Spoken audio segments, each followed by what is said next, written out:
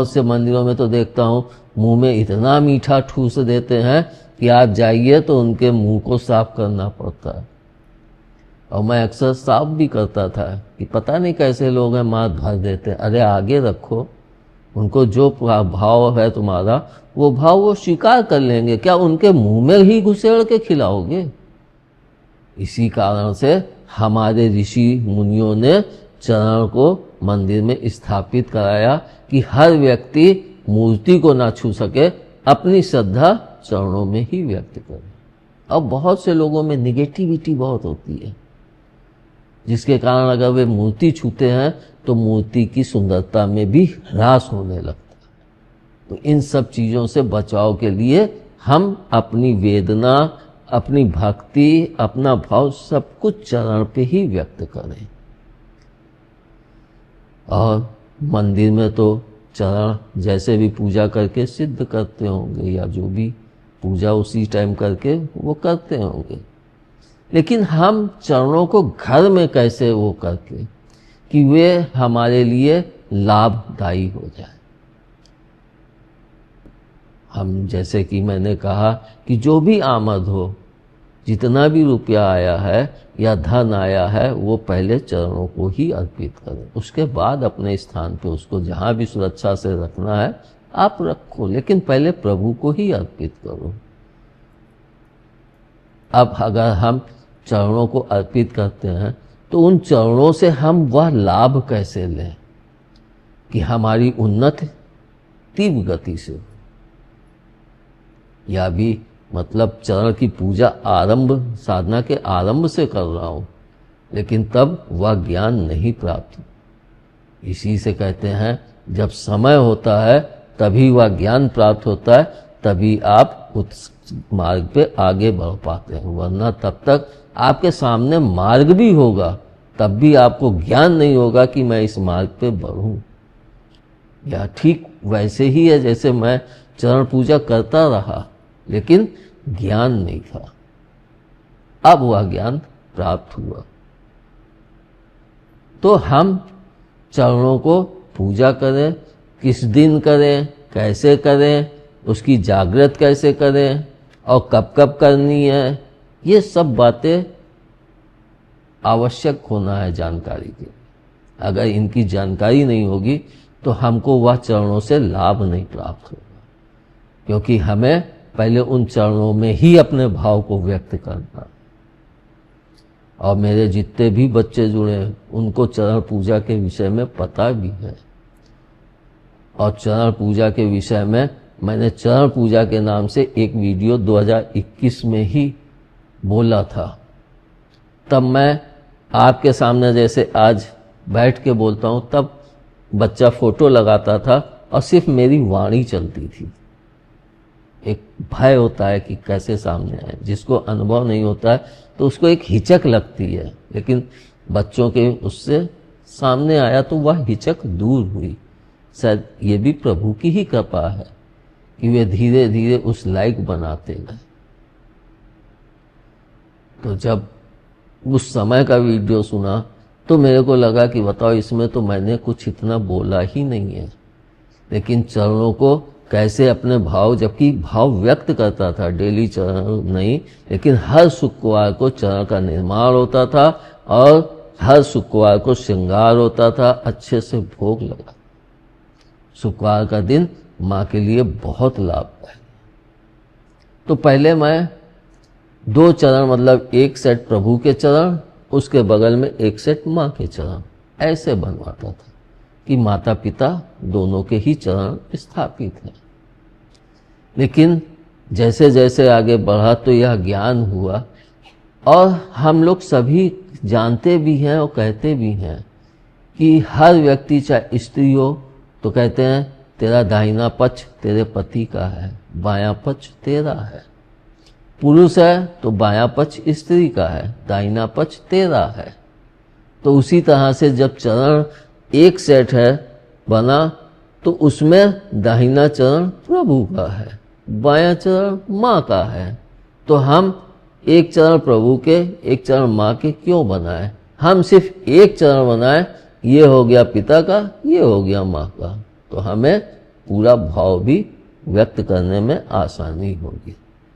जिसको मैं कहता हूँ कि जब हम ज़्यादा मूर्तियाँ धर लेते हैं तो हमारा भाव इधर उधर भागता है, और अगर एक ही चरण होंगे तो हम अपने इष्ट की संपूर्ण श्रद्धा उसी पे प्रकट करें, क्योंकि माँ के बिना पिता नहीं और पिता के बिना माँ नहीं है। अब हम इसको कैसे करें? जैसे कि मैंने कहा कि शुक्रवार का ही दिन चरण पूजा के लिए सबसे आवश्यक दिन होता है।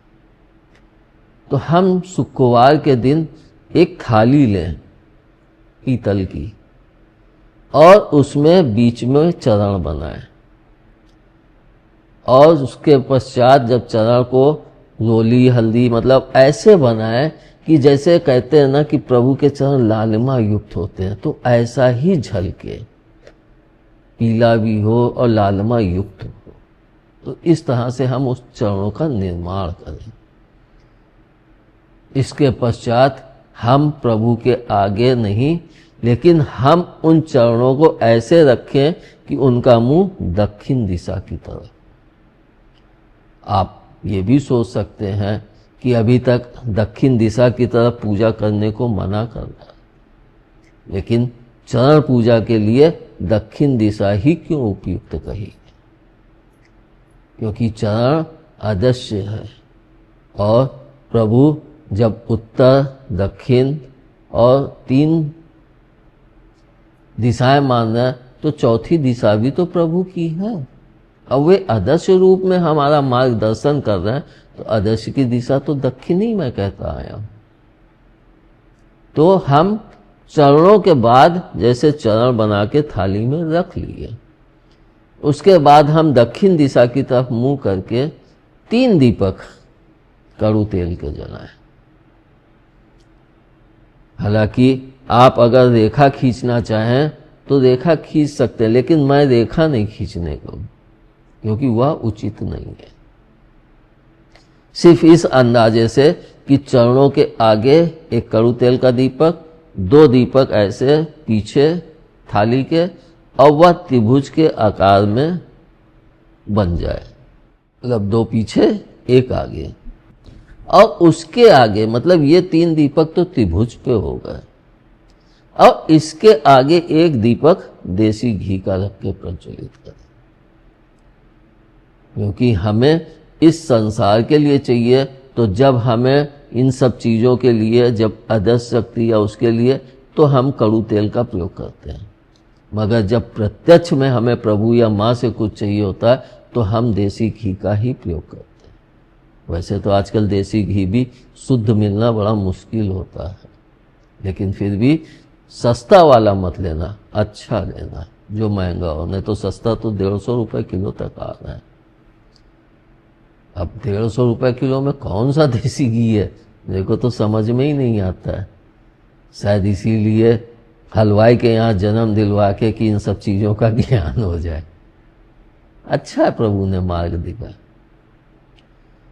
तो आगे हम देसी घी का जलाएं और खूब अच्छे से श्रृंगार करें। उस त्रिभुज के अंदर सिर्फ चरण रहेंगे, थाली के साथ चरण रहेंगे। बाकी आपको जो भी कुछ फूल वगैरह चढ़ाने हैं वो आप आगे चढ़ाइए। उसके बाद हम चरणों के पीछे बैठ जाएं कि हम पीछे हैं प्रभु, आप हमारा मार्गदर्शन किए, चरण हमारे आगे हैं। तो अब हमारे अंदर यह भाव होना चाहिए कि प्रभु मेरा मार्गदर्शन कर रहा है। और फिर हम बैठ के कोई भी मंत्र हो जो हमारे इष्ट के लिए हो। अगर हम कृष्ण जी को अपने हृदय में बसाए हुए हैं तो हम राधे कृष्ण या कोई और मंत्र हो, जितना छोटा हो, जितना हमारे दिल को भाए। मतलब ये मत सोचो कि नहीं हमको ये अच्छा नहीं लग रहा लेकिन यही जपूंगा, ये नहीं। मंत्र वो लो जो हमारे दिल को भा जाए कि नहीं इसमें मजा आएगा। और इसमें यह भी बात मैं कह रहा हूं कि जब हम किसी मंत्र को लेकर थोड़ा सा आगे बढ़ते हैं तो फिर हम ही उसमें नुक्स भी निकालने लगते हैं। इसमें मजा नहीं आ रहा, अब ये करके देखते हैं, इसमें नहीं ये करके देखते, वो चीज गलत है।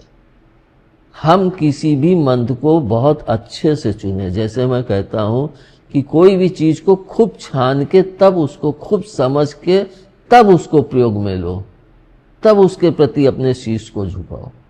नहीं तो जब तक उसको अच्छे से जानकारी न कर लो, तब तक ये नहीं कि हम इसको छोड़ के इसको करें, इसको छोड़ के इसको करें, तब तो आप एक जगह रुक ही नहीं रहे हैं, तो आपको लाभ कहां से मिलेगा। इसीलिए कहते हैं कि जो व्यक्ति 1 घंटा कहीं नहीं बैठ सकता है शांति से, वह अपने जीवन में कभी शांति का अनुभव ही नहीं जल्दी कर पाएगा, क्योंकि उसका दिल ही ऐसा है कि वो हर समय चलायमान है।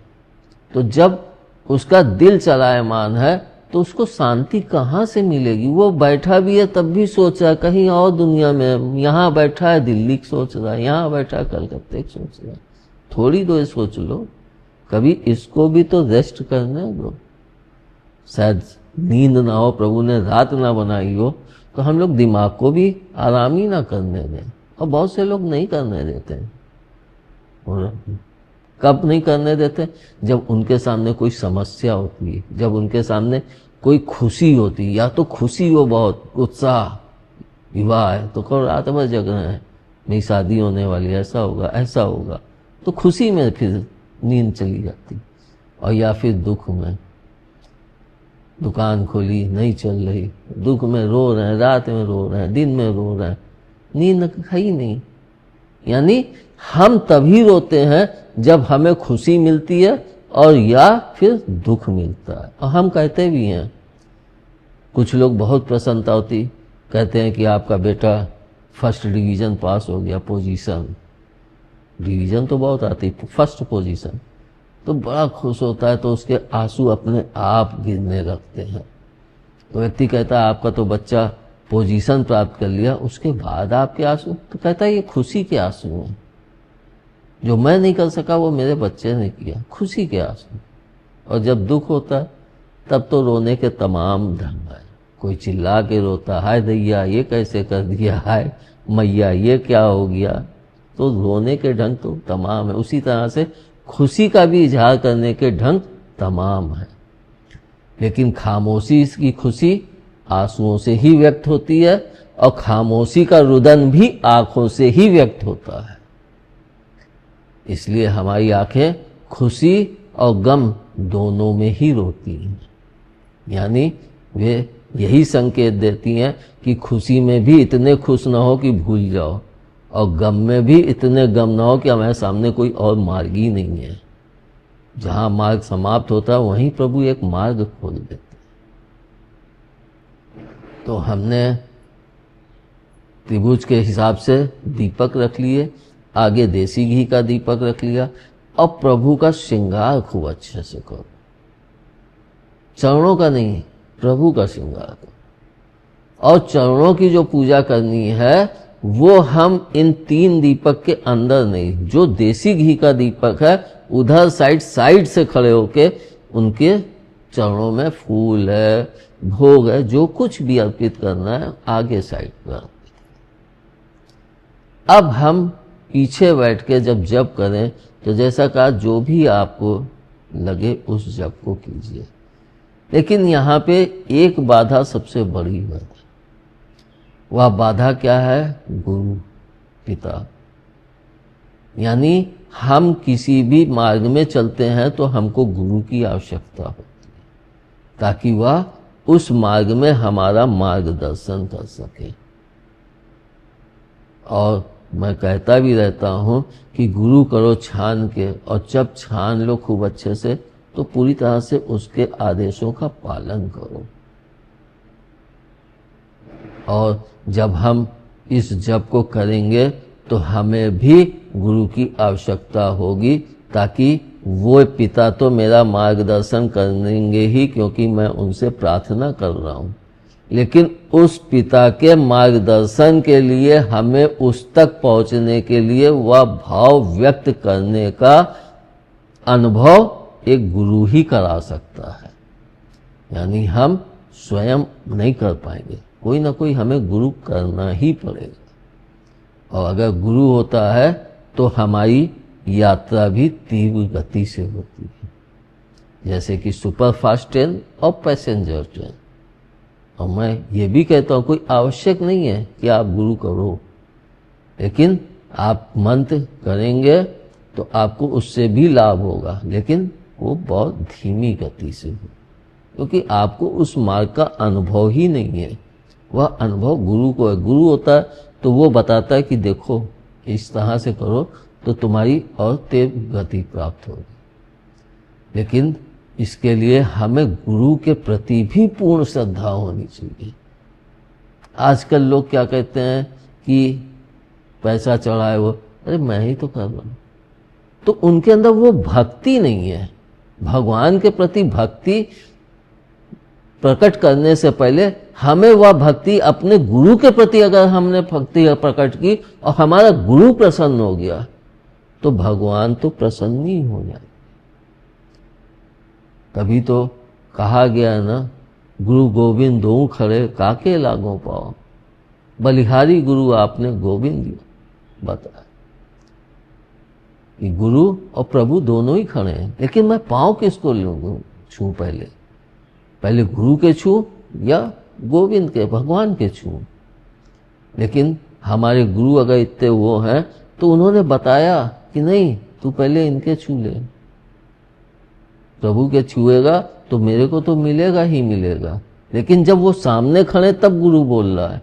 लेकिन हमारा भाव क्या होना चाहिए कि नहीं, पहले हम अपने गुरु की भक्ति करेंगे, उसके प्रति वो श्रद्धा प्रकट करेंगे, तब हमारे से वो भगवान के प्रति वो भक्ति प्राप्त होगी, तब भगवान हमें वाणी को सुनेंगे। अगर गुरु नहीं प्रसन्न है तो भगवान भी अप्रसन्न रहते हैं। इसलिए गुरु आवश्यक है। और जिस किसी भी भक्त को जिस लाइन का भी हो, जिस धर्म का भी हो, उसको कि मंत्र मैं ये कर रहा हूँ या ये करना चाहता हूँ, तो दरबार से कंसल्ट करके वो उसमें आगे बढ़ सकता है और तीव्र गति से बढ़ सकता है। लेकिन गुरु का मंत्र करने के पश्चात हम उस मंत्र को करेंगे तो हमारी उन्नति बहुत अच्छी से होगी। अगर गुरु मंत्र में हमने अपना भाव वो व्यक्त नहीं किया, हमने सोचा, जैसे मैंने ही देखा, अपने ही इस जीवन में ही अनुभव किया, क्योंकि मैं भी समाज के अंदर ही रह के सीखा, समाज के साथ ही रहा, परिवार के साथ ही रहा। तो कहते हैं ना, घर की मुर्गी दाल बराबर। तो कोई ये नहीं जैसे कि आते थे मिलते थे, ऐसी समस्या है ये, तो एक रिश्तेदारी के नाते से ही वार्तालाप होता था। जबकि वही व्यक्ति कोई दूसरे गुरु के यहाँ, कोई ऋषि के यहाँ या कोई कथावाचक के यहाँ जाते थे तो प्रणाम, भाव, भक्ति सब कुछ वहाँ अर्पित। लेकिन जो उनके घर परिवार से जो है उसके प्रति वो भाव आता ही नहीं है उन लोगों में। इसीलिए कहते हैं घर वालों से बाहर वाले ज्यादा भक्ति देते हैं और ज्यादा महत्व देते हैं, तभी उनको ज्यादा प्राप्त होता है। और घर वाले तो मेरे भाई तो हैं ही हैं, करेंगे ही, कहूँगा करेंगे ही, मेरे पिता तो हैं ही हैं, करेंगे। लेकिन इस प्रभु के मार्ग में ना तो कोई किसी का पिता है, ना भाई है, ना कुछ, कोई रिश्तेदारी नहीं चलती। वहाँ सिर्फ क्या रिश्तेदारी है, जन्म लिया तब रिश्ते पनपे। जब तक जन्म नहीं लिया था, ना तुम्हारे माँ थे, ना बाप थे, ना भाई थे, ना बहन, कोई भी नहीं था। और जब जन्म लिया तो सब पैदा हो गए, और जब मरोगे तो फिर सब खत्म। लेकिन फिर भी व्यक्ति, हाय मेरे पिता चले गए। आज कितने ही लोग हैं कहते हैं कि हम अपने पिता से बात करते हैं, कहेंगे हम अपनी माँ से बात करेंगे। अरे उनको जाने दो, क्यों उनको फंसाए हो? अपने लोभ के चक्कर में उनको भी रोके पड़े हो। किसी दूसरे जीवन में जाके जन्म ले और अपने आगे का मार्ग प्रशस्त करें। लेकिन हम अपने लोभ और लगाव के कारण रो रहे हैं, पिताजी माताजी कहाँ चले गए, कि ये हो गया वो हो गया। अरे उनको क्यों दोष दे रहे हो? जो करना अब तुम करो, वो थोड़ी ना आके वहां से कर देंगे। लेकिन हम अपने भाव और अपने प्रेम से उनको याद करके उनको रुकावट पैदा कर देते हैं उनके मार्ग में। जिसको हमारे सनातन धर्म में भी कहा गया है कि जब व्यक्ति मर जाए तो उसको याद मत करो, क्योंकि मरने के पश्चात वह तुम्हारा कोई भी सगा नहीं है। वह फिर से जन्म लेगा और फिर से उसके नए सगे होंगे, नए संबंध होंगे, नए वो होंगे। जिसको मैं कहता भी रहता हूँ कि पुराने संबंध छूटते जाते हैं और नए संबंध जुड़ते जाते हैं। आप अपने जीवन में ही झांक के देखो, पुराने संबंध छूट गए होंगे। जो पिताजी के समय थे संबंध, वो मेरे समय में नहीं, और जो मेरे समय में है वो मेरे बेटे या बेटी के समय में नहीं। यानी हर समय एक चीज से नवीनता की ओर बढ़ना है। गाड़ी अगर ठहर गई तो फिर संसार में तुम ठहर गए, फिर आगे बढ़ना ही नहीं। तो हम जब करें तो जो भी हो उसको चुन के करें। मार्ग आपको बता दिया कि त्रिभुज के अंदर चरण बनाए। और इसके पश्चात एक काम और भी है। हमारे जब यह पूजा शुक्रवार के रात में ही होती, दिन में नहीं। रात में, माँ का समय मैंने रात में ही कहा है, तो दिन में इसको मत कीजिएगा। यह रात्रि की पूजा है, यानी 8 बजे के पश्चात हम 12 बजे के अंतर्गत किसी भी समय कर लें। 11 बजे बैठ गया तो 12 बजे के पहले नहीं पूजा समाप्त हो जाए। और मैं आप लोगों से एक बात और भी कहना चाहता हूँ। जैसा कि आजकल युग में चला है ना, कि वो ले आए, लगा दिए, वो ओम गंगणपत्याय नमः, वही बराबर जप कर रहा है, खुद नहीं कर रहे हैं, स्पीकर बोल रहा है। और वो तमाम महामृत्युंजय मंत्र का जप या वो सब लगा दिए, वो बराबर बज रहा है, लेकिन उससे कोई लाभ नहीं प्राप्त होता है। उसी तरह से मैंने देखा है कि आजकल क्या है, दीपावली हुई, जन्माष्टमी हुई, स्टिकर ले आए, स्टिकर लाके गेट के आगे चिपका दिए, रंगोली के स्टिकर ले आए, चिपका दिए। अरे तुमने मेहनत कहाँ की? तुम्हारा भाव कहाँ व्यक्त हुआ? जब तुमने मेहनत नहीं की, भाव नहीं व्यक्त किया, तो जैसे लाके तुमने चिपका दिया वैसे ही प्रभु भी तुमको चिपका दिया। ले, तेरा भाव ही नहीं है। तो कृपया करके चरण पूजा में आप कोई स्टिकर मत चिपकाइएगा। और ये भी मत सोचिएगा कि मैं गेट पे बनाऊं कि प्रभु आगमन, ना, आप मंदिर में ही बना के अपने भाव को व्यक्त करें। प्रभु को यह दिखाना नहीं पड़ता है कि बाहर से चरण देख के तब अंदर आए। हमारा भाव अगर है इतना अच्छा तो वह उन तक जरूर पहुंचता है। और जब भाव पहुंचता है तो प्रभु किसी न किसी स्वरूप में आते भी हैं, लेकिन हम उनको जान पाए। इसलिए स्टिकर या आर्टिफिशियल चीज का कोई भी प्रयोग मत कीजिएगा। कुछ लोग माँ की मूर्ति में या पिता की मूर्ति में भी आर्टिफिशियल फूल की माला चढ़ा देते हो, वो सब उचित नहीं है।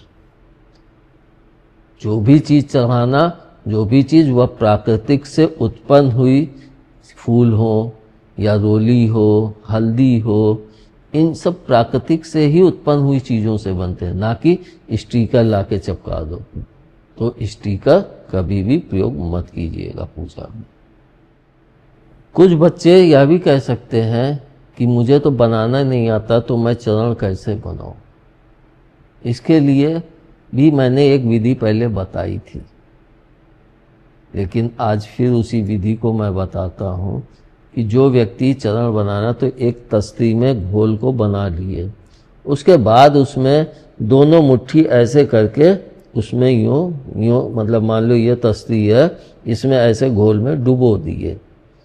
अब इसके पश्चात हम दोनों मुट्ठी को डुबो के दोनों को ऐसे रखेंगे, तो वह हमारे पैर का तलवा और पीछे की एड़ी वह निर्मित हो जाएगी। इसके बाद हम अंगूठे और उंगली के हिसाब से आगे बिंदी रख लें, ऐसे रखें कि वे उंगली ही दिखें, और फिर उनको लाइन खींच के उंगली का आकार दे दें। इस तरह से हमारा चरण निर्मित हो जाएगा। हमें कोई चीज़ का प्रयोग नहीं, सिर्फ अपने हाथ का ही प्रयोग करते हैं और हमारे चरण अच्छे ढंग से और कुशलतापूर्वक निर्मित हो जाए। और यह भी आप सोचिएगा जब हम हल्दी और रोली उसमें लगाएं तो उसमें हल्का पानी का अंश हो, या फिर हमने पानी से घोल के ही तब लगाया। उसका सबसे बड़ा कारण है कि जो मैं कहता ही रहता हूं कि जल ही जीवन है। तो जब तक उसमें जल नहीं होगा तब तक उसमें प्रभु का आगमन नहीं होगा। जब जल होगा तभी उसमें प्रभु का जीवन हमें एहसास कराएगा। यानी दिखेगा तो नहीं, उसके लिए तो बहुत आगे तक जाना पड़ता है, लेकिन एहसास होगा अगर आप इसको अच्छे से और अच्छे भाव से करेंगे तब। और इसमें सबसे बड़ा क्या चीज़ है कि हमने जब 7 शुक्रवार हो जाए, जब हम कंटिन्यू 7 शुक्रवार करें, तो उसके बाद जो चरण बने हैं तो हम जब उससे रोली वो हटाएंगे तो वहाँ पे चरणों के निशान बन जाते हैं। तो उसको हम पेंट के द्वारा, मतलब एकदम उस पे से रोली या चंदन नहीं हटना चाहिए, हल्का सा लगा हो, उसी के ऊपर हम पेंट करके उसको परमानेंट कर दें। और जब हम परमानेंट कर देंगे तो वह चरण फिर पहले भी जब तक परमानेंट नहीं है 7 शुक्रवार तक, हम उसको सिर्फ प्रभु के आगे ही रखें, प्रभु के आगे और उनकी तरफ चलते हुए पाँव, मतलब यूँ कि प्रभु ये बैठे हैं तो चरण यूँ, ऐसे नहीं हो, यूँ रखें। और हम जब उससे रोली और हल्दी निकाल लेते हैं, जो भी उसमें हमने भरा है, तो उसको निकाल के एक किसी डब्बी में धर लें। और उसके बाद डेली उससे हम किसी चीज़ में घोल के उसका टीका लगाएं कि प्रभु के चरण की रज हम अपने माथे पे लगा रहे हैं। तब हम प्रभु का आशीर्वाद लेके जब किसी कार्य में या घर से निकले अपने दुकान के लिए या नौकरी के लिए, तो हमें वह बहुत लाभ पहुंचाता है, मतलब लाभप्रद हो जाता है। और मैं तो घर के हर बच्चे को उसका टीका लगवाता हूँ, जिससे उनके अंदर सुरक्षा भी रहे, प्रभु की नज़र प्रभु के प्रति उनके अंदर प्रेम भी रहे, और प्रभु के चरणों की रज अगर माथे से लग गई तो इससे बड़ी चीज़ दुनिया में है क्या। और वो भी हमारे ही भाव को व्यक्त करने के पश्चात उसका प्रयोग हम ही कर रहे हैं। यानी हम जितने अच्छे से भाव प्रयुक्त करेंगे, जितने अच्छे से उनमें लगाव रखाएंगे, उतना ही तेज उन चरणों में लगी हुई हल्दी और रोली में आ जाएगा, जिसको हम लगाएंगे तो हमारा भी बहुत लाभ होगा। और मैं तो यहाँ तक कहता हूँ कि आपको पहले ही दिन अनुभव कुछ ना कुछ होगा, अगर आपने दिल से किया तो पहले ही दिन अनुभव होगा। 2-4 दिन की बात ही छोड़ दो, पहले दिन अगर आपने बड़ी कुशलता से बड़े भाव से करा है तो आपको पहले ही दिन कुछ ना कुछ अनुभव अपने इष्ट का आपको होगा। आपको लगेगा कि नहीं, आज मेरे इष्ट को ऐसा मेरे को अनुभव कराया। इसलिए हम इस चरण पूजा को करें तो पूरे आनंद के साथ, पूरी खुशी के साथ, और जितने लोग बैठ सकते हो एक साथ बैठो, परिवार के सब लोग बैठ सकते हो, एक साथ ऐसे बैठ जाओ लाइन से, आगे पीछे नहीं, लाइन से जितने, क्योंकि आगे पीछे रहते हैं बैठ जाओ, लेकिन हमारी जब वेव्स चलती है तो वो आगे टकरानी नहीं चाहिए। और यह भी कहा है, मैं भी कहा हूँ, कि जब कोई समूह में पूजा की जाती है तो उसका भाव बहुत मजबूत जाता है और वह बहुत दूर तक जाता है। यानी कि जब हम 2 लोग 4 लोग बैठ के एक समूह में इस पूजा को, परिवार के लोग हैं, मान लो 4 लोग हैं, 4 लोग लाइन से बैठ के जब करेंगे तो वह हमारे लिए एक तरह से प्राणदायी पूजा हो जाएगी, जो हमारे प्राणों में एक आनंद की खुशी, एक चेहरे पे तेज धमकने लगेगा। इसलिए आप इसको कीजिए, लेकिन सिर्फ शुक्रवार के दिन।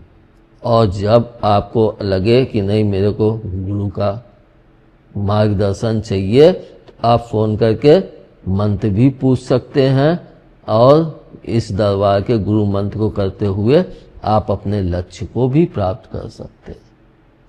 लेकिन यह सब तभी संभव होगा जब आप भाव से युक्त होंगे, जब आपके दिल में ये होगा कि मैं अपने गुरु को पहले खुश करूं, ताकि उन तक जब हम उनके जाप करते हैं तो उन तक भी वह वेव्स आती है। मैंने खुद अनुभव किया है, कई बार लगा कि वो बच्चे की पुकार सुनाई दे रही है, वो याद कर रहा है कोई कष्ट,